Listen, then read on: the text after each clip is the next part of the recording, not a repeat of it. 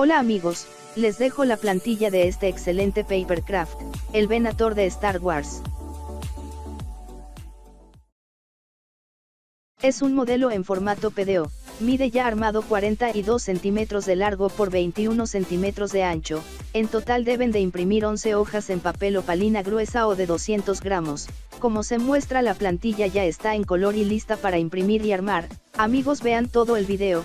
A continuación les dejo un corto de todos los detalles y características de este destructor. El link para su descarga lo encontrarán en la caja de comentarios. También dejen su poderoso like y suscripción, eso me ayuda mucho a seguir creando contenido y seguir compartiendo plantillas gratis.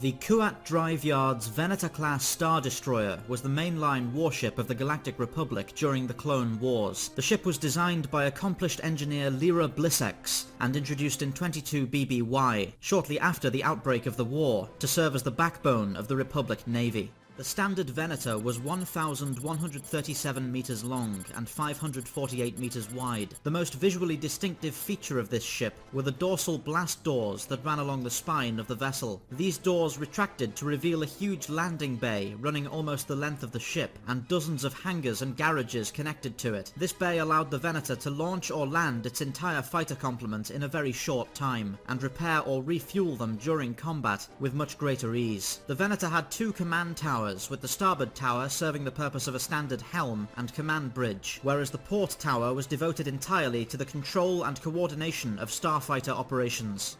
The Venator class represented a return to aggressive power projection by the Republic. Though the Venator was a very capable battleship, its main function was that of a starfighter carrier and launching platform for planetary invasions. Each Venator carried 192 starfighters of either V-19 Torrent or V-Wing class, as well as 36 ARC-170 fighter bombers and 40 LAAT Republic gunships. In addition to its impressive air wing, the Venator also carried 24 all-terrain tactical enforcer walkers, several ground attack shuttles, and 2,000 clone troopers, allowing the ship to deploy a sizable army to a planet's surface using its LAAT dropships, or easily repel any hostile boarding action.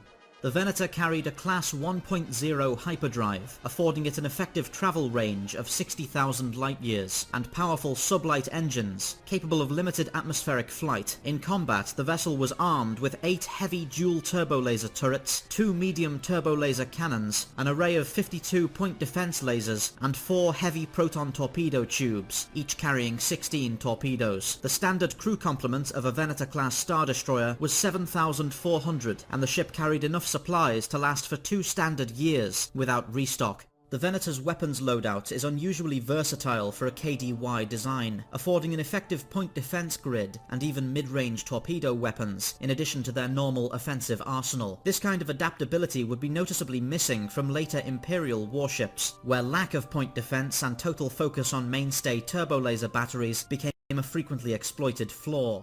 While Venator-class vessels are not capable of landing directly onto a planet's surface like the smaller Acclamator-class assault ship, the vessels are designed to be moored at surface-level docking facilities on Republic worlds. This allows orbital dockyard space to be freed up, and massive ground forces to be loaded and unloaded from the capital-grade vessels without the need for groups of shuttlecraft. The Venator's 8 DBY-827 heavy turbolaser emplacements are maintained and operated by extensively trained clone gunnery crews and serve as the vessel's most effective offensive weapons. The batteries are able to alternate the intensity and energy usage of their blasts between various settings over a number of range bands to perform either rapid and high damage close-range broadsides or deny free access to wide areas of space by laying down fields of suppressive fire.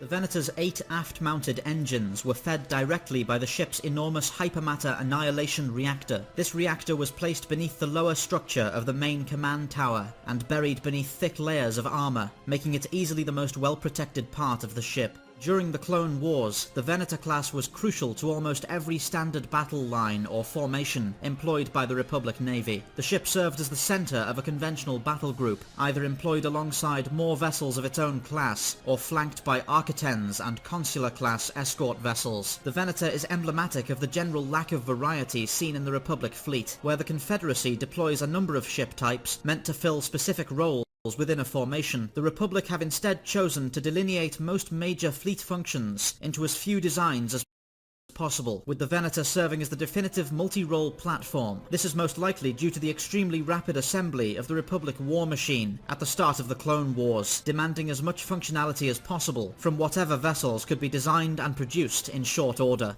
The bridge and ATC towers of the Venator class share almost identical internal layouts, featuring a wide panoramic spread of viewports and a pair of operations pits below the main level. This layout affords a commanding presence to the senior officers and allows them to easily delegate orders to operations staff from almost anywhere on the main level. This design was extremely popular and went on to become the standard configuration of almost every major warship bridge in service to the Imperial Navy following Order 66. A number of Venator-class Star Destroyers serving within the Open Circle fleet were modified on the orders of General Anakin Skywalker to carry heavy SPHA turbolaser cannons within their ventral hangar bay. This provided a partial solution to a problem that has plagued Kuat-style capital warships for decades: the lack of ventral weapons systems. The unexpected addition of these turbolasers led many Confederate warships to their destruction, as CIS commanders had grown used to escaping the bulk of enemy fire as they passed beneath the mass of a Republic warship. When targeted properly and at close range, these SPHA turbolasers were known to cut down Munificent-class star frigates in a single shot. The Venator class was extremely popular among Republic officers and Jedi during the Clone Wars for its extreme versatility and effectiveness as a command ship. However, following Order 66, the Galactic Empire only briefly used Venator-class ships before abandoning them in favor of Imperial-class Star Destroyers. This was because Imperial High Command did not believe that the Venator, being primarily a starfighter carrier, was in keeping with the Tarkin doctrine, electing instead to develop ships more focused toward intimidation and superior firepower. Some Venator-class vessels did endure within the Empire as traffic inspection craft or training ships for fighter wings. The vessel served well in these roles, largely thanks to its large flight decks, but the ship's premature removal from frontline combat duty was still decried by many. Despite its abandonment by the Galactic Empire, several decades later the post-Imperial faction known as the First Order would go on to find a renewed appreciation for the role of starfighter carriers, developing the Resurgent-class Star Destroyer, whose design borrows heavily from that of the Venator class. For many years, the Venator-class Star Destroyer served as the greatest symbol of the Galactic Republic's naval power, and contributed to countless victories for the Clone Army, from the Battle of Ren Var to the invasion of Utapau. Names like Resolute and Negotiator would go on to become almost as legendary as the Jedi who commanded them, and their presence on the battlefield would always be cause for concern to any separatist commander standing in their way.